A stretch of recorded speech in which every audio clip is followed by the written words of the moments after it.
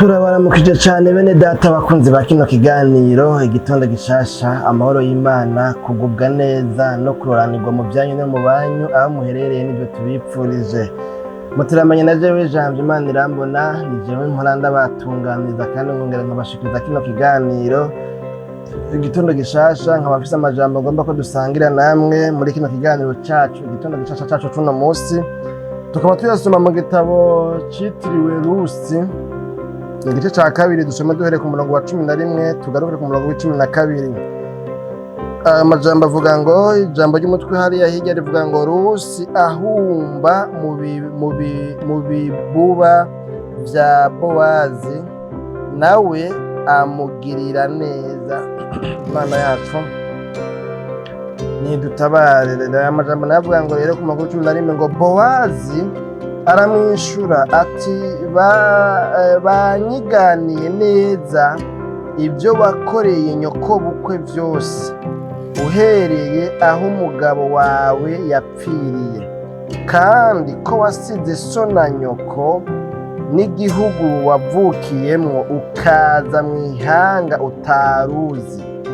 Uhoraho akwishure ibyo wakoze, uhabwe impera ishitse.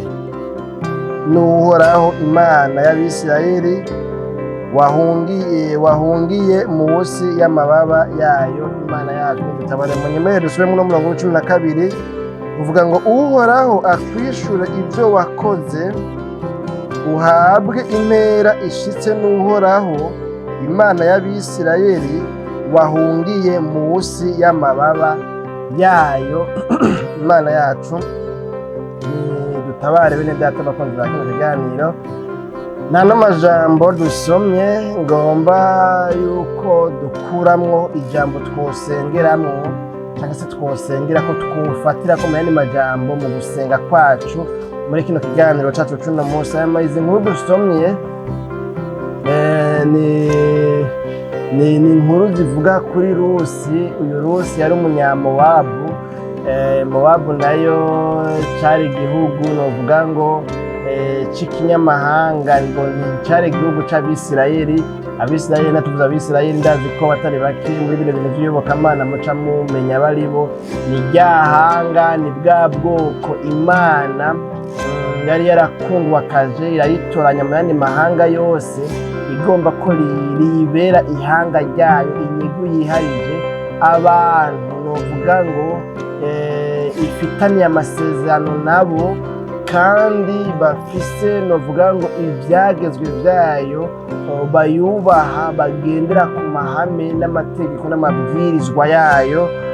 Muri ubwo buryo kumbure munyemerere mvuge ndabivuze muri ubwo buryo. Hanyuma rero Mowabu igihe kimwe ngo habaye inzara, hanyuma rero uyu novuga ngo Naomi ahungira n'umugabo wiwe, bagenda bahunze inzara kwa kundi abantu nyine bagenda kubera ko bahunze inzara bagasuhukira mu yindi ntara kubera ko hari yinjya. Ndibuka ca gihe hatera kundi novuga ngo ibya mozayike, agatera inzara, biharage n'ibamba cyane cyane imyumbati. Icyo gihe ingwara y'imyumbati, harabaye ibihe by'uko wasanga kumbure intara zasinzikajwe cyane n'uruzuba, hakabaho novuga ngo gutoza imfashanyo zidugayo zijayo.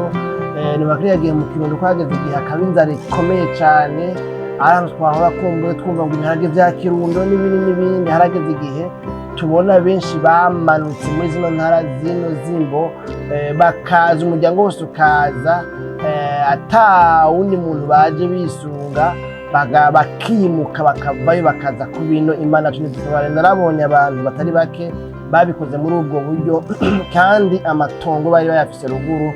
Imana tunidutabare. Rero ngomba kuvuga yuko uwitwa Naomi ari nawe inabukwe w'uyu Rusi yari yaragiye rero hamwe n'umugabo wiwe n'abahungu biwe, bagenda i Mowabu. Mbere ngo bagezeyo abahungu biwe baca bararongora abakobwa b'abanyamowabu. Muri abo bakobwa harimo uwitwa Orupa, hakabamwo n'uwitwa Rusi, ari we nyene yitirirwa kino gitabo. Uyu novuga ngo twabonye ngaha. Hanyuma rero ayo makuru siyo nagomba no gutebamwo cyane mugani kubera ko bishuka ugasanga hari nk'abantu bakurikiranye kino kiganiro mugabo izi nkuru batazizi, batazisomye, batazisomewe, na cyane cyane ko muri kino gihe usanga mu mashengero yacu, mu ma eglise yanyu namwe aho musenga ugasanga hariho amakuru batagisoma kubera yuko muri kino gihe umengo hari style zo gusoma umurongo umwe gusa uhuye n'ico agomba kwigisha,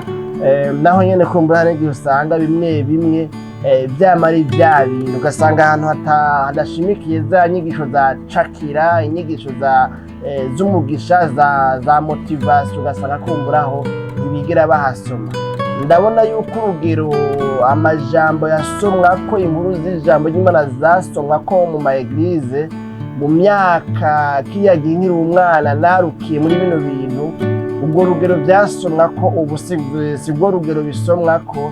Imana yacu nidutabara. Hari n'igihe mbere n'umwaka uhera hariho ibitabo bitoja munsi ya 10 utigeze wumva bisomwamwo kubera iki umenga ibirimwo bivuga yani ma histoire y'ibindi bintu kanaka nyene. Urabona nk'ibitabo by'abavugishwa n'Imana ba Ezekiel, ba Yesaya, ba Yeremiya, ahantu hari ibintu byo gucura intimba usanga hari amajambo igihe Abisirayeli bari mu bihe bibi batubasha Imana ibabwira ibintu bizobabako, ibyago bizobabako, aya majambo y'ibyago, aya majambo yo kubabwira ngo bihane bave mu byaha, ayo majambo umengo ntiyenteresa abigisha ba kino gihe, abavugabutumwa ba kino gihe. Niyo mpamvu mu by'ukuri umuntu atogira umwete wo gusoma Bibiliya yiteze kuzomenya ijambo ry'Imana mu buryo bwagutse aryumviye muri eglise iwabo. Kino gihe ndabona ko ibintu bitera bifata iyindi ntuzeye, iyindi ntambwe cyangwa se iyindi shusho, iyindi mforo. Imana yacu nidutabare. None rero bino bintu sinagomba kubitabako, naho mva umengo meze nk'ubitabako. Rero mugabo kuri bino mvuze tubifatira hanyene rero. Uyu Rusi yari umwisirayeli, yari umunyamahanga. Umunyamahanga nawe yari umuntu wese adakomoka muri bino hanga ry'Abisirayeli, ari ryo hanga twavuga ngo ryari ihanga ry'Imana, bwari ubwoko Imana yatoranije irabukundwa akaza kugira ngo bubeho bufise amasezerano, bufitaniye amasezerano n'Imana mu buryo budasanzwe, babeho bitwa intego Imana yihariye. Uyu Rusi nawe kugira ngo yinjire muri kino gihugu c'Abisirayeli, aho byazananye murahumva, nuko umugabo wiwe yari yarahunganye na se wiwe na mama wiwe mbere na mwene wabo. Hanyuma bageze iyo bahungiye kubera inzara yateye mu gihugu c'Abisirayeli, bagezeyo ngo baca barongora abakobwa baho hantu, haribo uyu Rusi n'uyu Orupa. Hanyuma rero hageze ko basubira inyuma, no kuvuga harageze igihe wa mama umugabo wiwe arapfa n'abahungu biwe barapfa. Hanyuma aba bakazana biwe rero ngo baramuherekeza asubira inyuma, ariko nawe arabinga ati nimusubire inyuma, nta wundi muhungu mfise, naramaze guca imbyaro sinzobyara, nta mpamvu ihari mutuma munkurikirana, kumbure ngo tugumane, nibwo muracari batugenda muzokubaka ingo zanyu, muzoronka abandi bagabo mwubake. Ariko Orupa ngo aremera arasubira inyuma, we bari kuvuga aremera yuko agiye arasubira inyuma. Mugabo Rusi ngo yifatanya akaramata na inabukwe, naho inabukwe yamubwiye ngo nta wundi muhungu nzokurongera, nta wundi mugabo niteze nzokurongera hari iwacu. Urumva nyene nta kundi, urabona ibyago byambaye, urabona ibyabaye, narapfakaye n'abahungu banje barapfuye. Mugabo Rusi ari naho ngomba ko duhagarara rero. Rusi ngo yakunze urukundo rudasanzwe nyinabukwe, urukundo rudaharanira inyungu, urukundo rudafatira ku mafaranga umuntu ashobora kuronka ku wundi, urukundo rudafatira ku bibonwa n'amaso y'umubiri, urukundo rutari rwa business. Namye nsoma kuri Facebook ngira ngo ni inkuru yanditswe n'ikinyamakuru cyitwa Yaga, aho bariko baravuga inkuru ijanye no kuvuga ngo muri kino gihe ngo mariage gisigaye ngo ari business, ngo ni nko gushinga ngo ishira hamwe ngo association cyangwa se societe, naho nyine ngo yunguka. Apana ya ngo association sans but lucratif, oya ni association yunguka ifatiye ku rudandaza. Ngo muri ico gihe rero ngo usanga biratandukanye na bya bindi bya kera ngo baraganira ngo bagatwana kubera ko bakundanye bumva baganiriye bahuje umutima n'inama ngo ariko ubuya ni ukuvuga ni ufise gute, winjiza ngahe, uhembwa ngahe, ufise parcelle izihe n'izihe, urafise imodoka, urafise déplacement, ufise contrat indéterminé, ufise urumva nyene bakubaza imigambi. Hari umuntu ari aho kumva sinzi ko azora no video yo baravuga ngo mbega umuhungu ko adafise imigambi igiye ngo wapi, ngo umuhungu atagira imigambi igiye ngo wapi. Urumva nyene utagira imigambi n'udafise amafaranga cyane ni n'umuntu atakintu na kimwe yerekana amaze kwimarira, amaze gushikako, amaze kurangura. Imana yacu kubara Rusi rero n'umunyamahanga, sinzi ngo yari yabonye iki muri nyinabukwe, sinzi ngo n'amasezerano yoba yari yaragiraniye n'umuhisi, kuvuga umugabo wiwe akiriho akavuga ngo ntuzohemukire mama naho nazoba ntakiriho, uku na biriya Imana yatumye. Ariko mugabo Rusi ngo aranka guheba nyinabukwe, niho yavuga ngo ndazi kiriya gihugu cy'iwanyu ntibazokwemera kuntwara, ntituzubakana, tuzoronka uwundi mugabo. Nari nagiriwe amahirwe ndonka umugabo akijijwe, ndonka umugabo avuye mu muryango w'abantu Betelehemu mu bwoko bw'Imana. None rero yarapfuye kandi ukurikiranye usanga nta n'akana yari bwabyare. Ariko mugabo nubwo atavyizigiro byo kuzoronka y'uwundi mugabo, ndafise ukuntu nababonye ndemeza neza icyatumye yumva umengo ntiyoheba inabukwe, ntiyoheba Imana ya inabukwe, Imana y'umugabo w'umuhisi yapfuye. Ndemeze ko ari kubera ko iyo bijya hose yababonyemo imico myiza, yababonyemo inyifato n'ingeso, yababonyemo intahe, yababonyemo kubaha Imana bitamenyerewe mu mico y'iwabo y'Imowabu. Imana yacu idutabara, kuko yaba atabiri byiza by'ingeso nziza, ivyamwa byiza, umubano mwiza, niyaba batamubwiye amakuru y'Imana yabo iyo bahoze, iyo bavuka i Betelehemu i Bwisirayeli, uyu Rusi sinibaza ko yari kuronka ikintu afatirako. Ariko mugabo arafise iyo bija hose byanga byakunda ibintu byiza yafatiyeko byatuma avuga ngo jewe nubwo yapfuye akaba atawundi nzoronka, nemeye kubana nawe, nzokuba hafi, ndakwitwararike, ndakwiteho, narapfakaye nkuko nawe wapfakaye, twese turabapfakazi. Imana yawe reka nanjye izoba Imana yanjye, kuko hari ikintu nababonye mu mwebwe n'Imana yayo.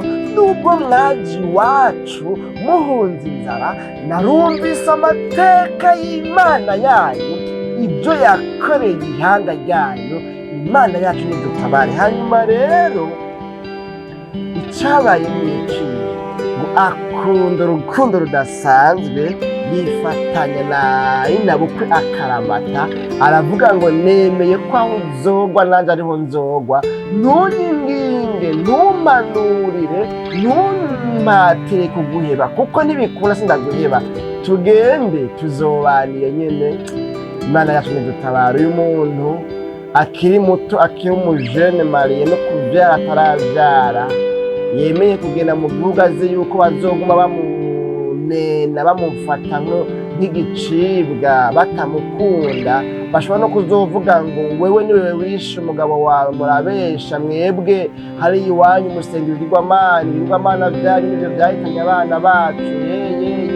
Ariko ntiyita kugwanka zokwanka nabi wawe n'umugabo, ntiyita kukungana ashobora kuzosaza atawundi mugabo aronse. Sinzi icyatuma avuga ngo nta wundi mugabo nzoronka ameze nkawe, kandi hakundwa nk'uwundi mugabo atameze nkawe, hakundwa nk'umugabo w'umupagani iwacu, hakundwa nk'umugabo w'umunyamowabu, sindonka umugabo ameze nkawe. nta muntu yabanye n'umugabo wanje yokwipfuza gusubira kubana n'umugabo atameze nk'uwo twari tubanye. None rero kiretse hamwe noronka nkawe ntari buronke nkawe, ntaco reka ngende. Imana ya mabukwe izombera Imana. Iyi Mana iyo bije hose ntihemukira iwayo. Imana yacu ntidutabara. Hanyuma rero ngo ahakeya inabukwe aramwitaho, aramwitwararika, amuvomera amazi, amuba hafi mu buryo budasanzwe. Imana yacu ntidutabare. Hanyuma rero uyu munsi rero twasomye muri izi nkuru za Rusi, yari yagiye guhumba ingano. Ni ukuvuga ko ahantu umuntu agenda ahantu basoromye bagenye ingano, kugenya cyangwa se kugesa. Kumbure sinzi ko bavuga ngo ni ukugenya, ni ukugesa, kugesa uburo, kugenya ingano. Ibintu batatu byose ari cyo kimwe, naho kumbure ngira ngo ari bya kera bakuriye ahantu kumbure atabintu byo kugenya bihari, ariko mugabo nizera ko ari uko nyine. Rero yari yagiye ngo guhumba ingano, ukuvuga gutoratora twa tundi. Urazi umuntu mu murima naho yogira gute ntashobora kubimara byose, nkabura n'akamwe kakana karasigara. Noneho mu Bisirayeli ryari itegeko cyari cyagezwe yuko umuntu adakwiye gusoroma byose ngo abimare, akwiye kuzasigaza utwo abakene, abarushwa badafise aho barima, bishwe n'inzara, aboro bogiranye bazoza guhumba. Ntibyari byiza yuko umuntu aza guhumba mu murima wawe wagure n'utuntu na duke atahana. Baratureka tumwe n'ibigirankana. Aje guhumba rero ingano muri uno murima uwo witwa Bowazi. Ntiyari azi ko uwo Bowazi ari mwene wabo n'umugabo wa inabukwe, kandi ngo mu mico yaho hariho ibyo kugira no kuba ngo abacunguzi, aho umuntu ashobora kugira ni gucura. Gucura kumbure umudamu yapfakaye mu muryango, akamugira umugore we kugira ngo ahonore, novuga ngo iryo zina cyangwa se urwo rubyaro umuryango wabo ntube imponyi, iryo zina ryibagiranwe. Imana yacu ntidutabare. Hanyuma rero araza arahumba. Hanyuma rero ngo ashitse abakozi baramubwira ati, arababaza ati none uyu muntu ninde? Ujya muntu mbona ariko arahumba mu murima ninde aho mwasoromye? Baramubwira ati ni wa munyamowabukazi, wa munyamahangakazi yagarukanye na Nawomi. Imana yacu ntidutabare. Baramwiganira byose. Bowazi rero yari umugwizatungo, yari umukire. Hanyuma rero ngaha Bowazi rero wacaragira ane aramwiyegereza. Ngarema n'amajambo twabonye Bowazi abwira Rusi ko Rusi yaratangajwe n'ingene Bowazi amubwiye ngo azohore aza anywa amazi kuyo abandi bari kubaranwa ko ntacu bazomubwira. Arahaye gasopo abakozi biwe ntihagire n'umwe azomushwanira, yiyagure ari umwidegenze. Rero Rusi amataka bigenze kugira ngo ngirire neza gutya, ngirire bakwe, ngirire ubuntu nk'ubu.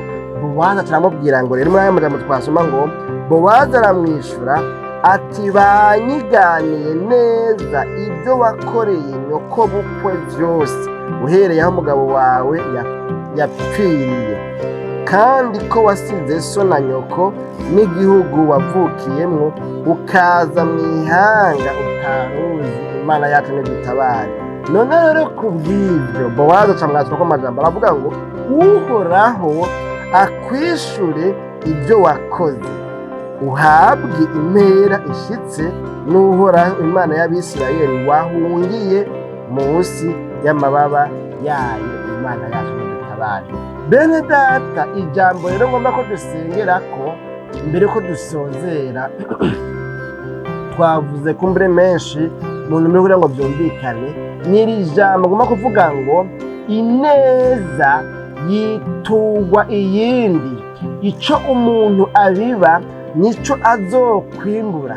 Tukiri muri primaire hoho mu mwaka wa 6 ico gihe mu bitabo by'igifaransa hariho texte bavuga ngo yari yitwa ngo les bons sont toujours remerciés. Bavuga ngo ibyiza imisi yose n'ahandi bavuga ngo mbere bavuga ngo ibyiza ntibibora, imisi yose ineza umuntu akora iramuherekeza, iramwoma inyuma, kandi ahubwo mbere aranayisanga iyo agiye, iramukurikirana. Iciza umuntu akorerwa, iciza umuntu akora, impera n'imperuka yamaronka inyishu, yamaronka ingero yacu. Imana yacu nidutabare.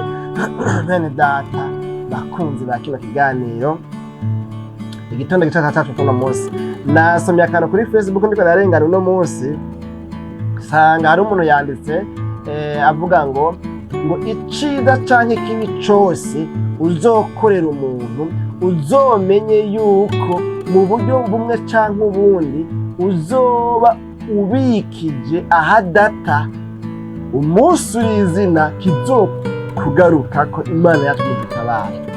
Iciza ukora urabikije, kandi ubikije ahadata, impera n'imperuka kizogaruka, kizokugarukako. Ikibi ukora ukorera umuntu, umenye ngo ubikije ahadata, ntutaye nikigenda ngo kizogumeyo, kirazira. Ikibi canke iciza umuntu akora kizomugarukako mu buryo bumwe canke ubundi. Imana yacu nidutabare. Bene data bakunzi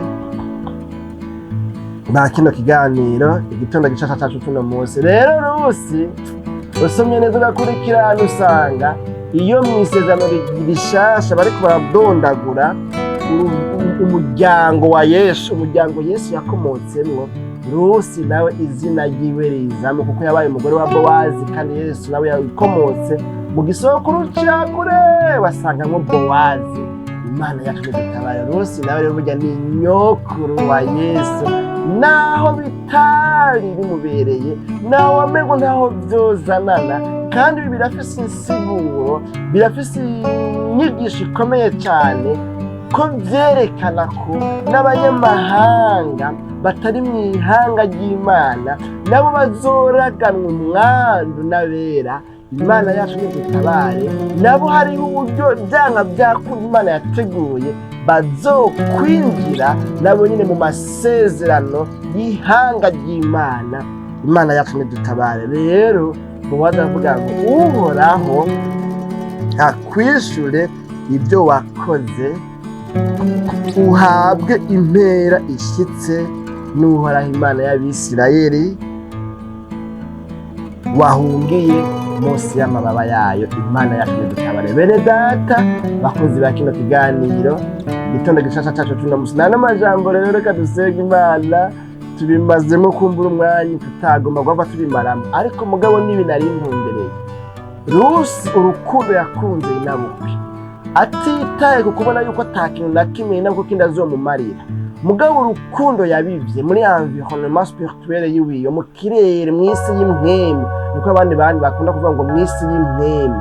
Iciza yakoze, urukundo yagize rwabaye urukundo rutari urukundo rwa kimuntu, rutari urukundo rw'abantu b'inyama n'amaraso, rwabaye hano ngo ni nk'aho ari urukundo rw'Imana. Rwa rukundo rw'Imana ikunda abantu, atari kubera ko biteze ko inyungu n'imwe. Nawe nibwo Rusi yakunze inabukwe, kandi abona ko inabukwe arakaheze, mbere ahungutse atakintu azohava kumbura ibirangamurongo ko na kimwe kindi, ahubwo niwe yavuga ngo ngiye kuzomuhakiya, ngiye kuzomwitaho, ndamwitwarire, ndamukorere, ndamuvomere utuzi, ndamusenyere, ndamusasire, ndamucanye agacanywa yote. Niwe yari yiteguye kuzokora byinshi gusumba ibyo yokwitega ko azoronka kuri Rusi, abambe kuri inabukwe Nawomi. Ariko Imana ishimwe kwiciza umuntu akora, ku rukundo rutagira nk'ubujyanye umuntu akunda. Bene data, impera n'imperuka azoruronkera ingero. Imana yacu nidutabara. Muri kino gihe rero, nkuko namye ndabivuga, abantu benshi bafise ibikomere by'amadeception, ibikomere bivuye mu nkundo, bivuye mu mafiyansaye, bivuye mu ngo n'amadivorce y'urwasekera. Ugatubona ngo naka wa undi mwari muzi, wamumenyesha amakuru akomeye, wa mupasitori naka yahukanye urugo rwamunaniye, mwamwumviriza mu kiganiro ahawe n'abamenyesha amakuru batanga ama interview cyane, ugasanga yarakomeretse yararangiye, yakubwira ubuzima yabayemo mu rugo ugasanga yarabaye muri ginombe, kandi yaturizwa kuba mu paradizo y'urukundo. Imana tubitabara. None rero bene data, urukundo rwanyu mbere y'ijambo ry'Imana rivuga ngo goye kuba uruheyiheyi, kandi mumenye yuko ineza umuntu akora izokwituga ibindi byanka byakunda. Iciza umuntu abiba azocimbura, kandi n'ikibi umuntu abiba kizomugaruka. None rero nta mpamvu yo kubiba urwango, nta mpamvu yo guhemuka, nta mpamvu yo kugoka. Imana yacu idutabare bene data bakunzi ba kino kiganiro. Igitondo gifasha cyacu cy'umusinzi rero muri ino minsi ingene bimeze, ushobora gusanga abo witwa ko mukundanye nk'akaja mu nda nka cene na cene, ariko mu mutima wawe ukabuze yuko mu by'ukuri urukundo nyakuri utagira namba. Nagomba kuguhanura muri kino kiganiro igitondo gishasha ngo yewe usaba Imana nawe ugire eforo iguhiye ingabire. Nari kuvuga byinshi ngeze ku kuba ariyo ngabire biti izindi zose, urukundo nk'ururusi yakunze nabukwe. Imana yacu idutabare, rukamutera gukora.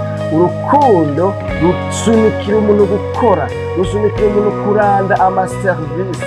Mu biganiro byarenganye ari hano twavuganye muri rya jambo rivuga ngo kuko urukundo Imana yakunze abari mu isi ariko rwatumye itanga umwana wayo w'ikinege, kugira ngo uwumwizera wese ntazopfe ariko azohabwe ubugingo budashira. Naravuze ngo yuko rero urukundo iminsi yose hari urukundo, habaho no gutanga, habaho no gukora, habaho ukwitanga. Ndagukunda nkakwirinda, akaba atakintu yokumarira, akaba atakintu na gitoya ashobora gukora. Urukundo rujana n'ibikorwa. Urukundo si amajambo gusa, ariko habamo n'ibikorwa, amaserivisi, ineza ivuye muri rwa rukundo. Rusi rero urukundo yakunze inabukwe Naomi rwamutiye kumva yuko yoheba ibyo kuzubaka n'abandi banyamowabu, akabana na inabukwe akamwirura, kuko nawe yagiriye ibyago Mowabu agapfakara, umugabo we agapfa, hanyuma mbere n'abahungu biwe bagapfa, akabasubiye inyuma agaragara. Imana yacu idutabare bene data bakunzi ba kino kiganiro igitondo gifasha cyacu cy'umunsi. None rero reka dusenge Imana n'ano majambo. Urukundo rwawe rimeze gute? Ineza uyikora mu rugero rungana gute? Mu buryo ubuhe? Ubwo uri kurabira ibyiza cyangwa uri kurabira ibibi? Ico umuntu abiba cose aba abikije ahadata kizogaruka byanka byakunda.